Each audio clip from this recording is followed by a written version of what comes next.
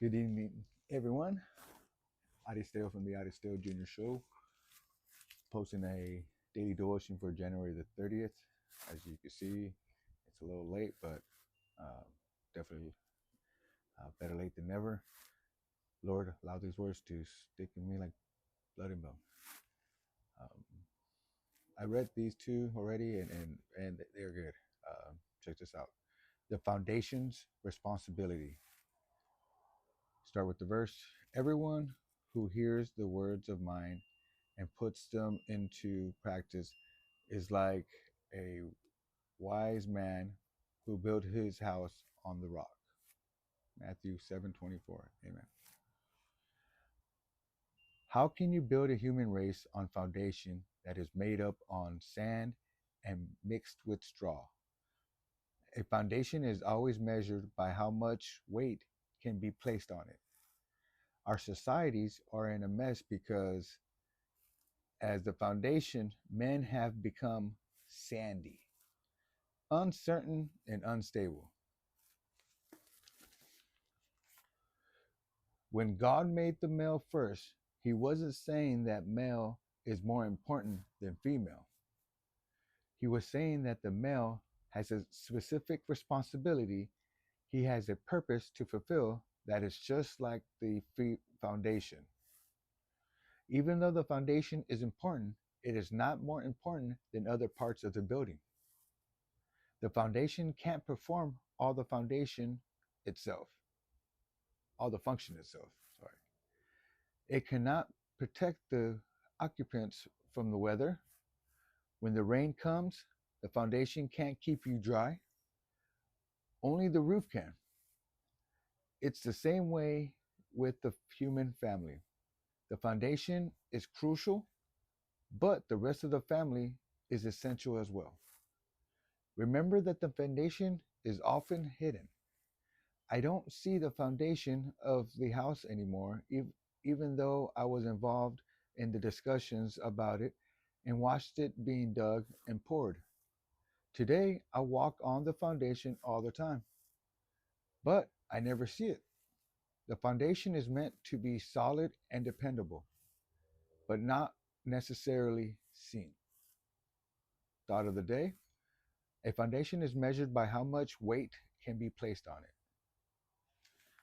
Uh, so that is honestly one thing I battle flesh wise, and so thankfully, when giving everything to him, I, I now see it. I now get it. Where the job that I do here, the bills that I pay, even when I cook, I love cooking, and so when I cook and provide for the family, I give joy. I truly do, and don't get me wrong, my wife cooks and stuff like that, but I love cooking and I love providing and I love paying the bills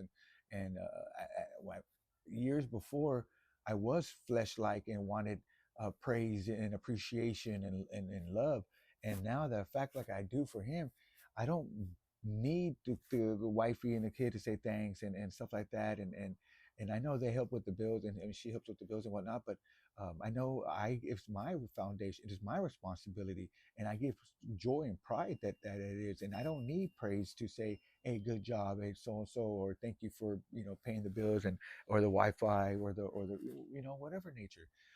And so now I get it to be in the foundation, but just like that, just like it says, I do need a roof. I do need help with as the doors, and so getting my boy and getting the wife more involved, and talking about it and being more present of what the devotion is calling apart. It's what it's what I ask about, and so I'm very grateful to have them at this journey, but I'm pouring that foundation for myself first. So I don't look for them to match me or totally be as motivated as I am daily. And I remind myself that sometimes, and sometimes I have to remind that, but I'm okay with that.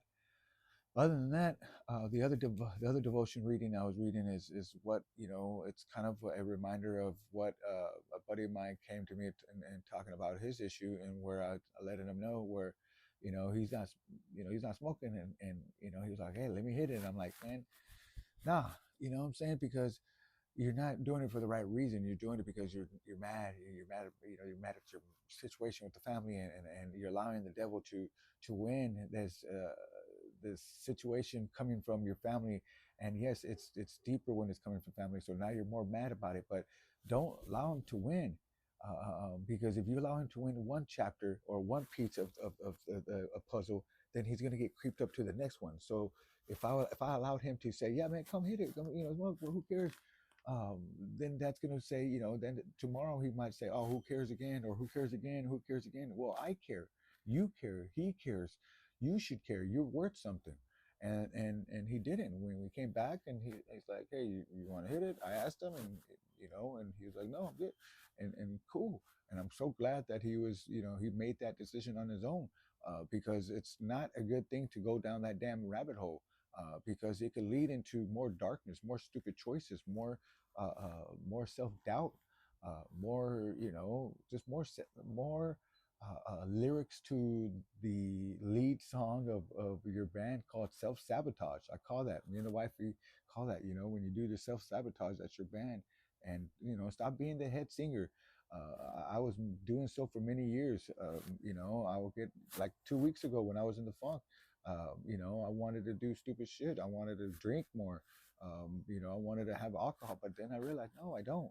I don't need to. I don't need to, have a sip to remember my friend. I was able to watch sports and remember my friend without drinking, and that was cool. That was good enough, and I was able to feel better. So that's what I really hope for you guys, and really with these devotions, man, to really understand that it's okay to feel, you know, shitty. It's okay to feel sabotage. It's okay to feel those ways, but it's those second thought that don't allow to freaking become the third and fourth badass thought. Okay. Naturally, you have those first thoughts, okay, but it's your second damn thought to that where you say, where you freaking don't lie to your freaking self. All right.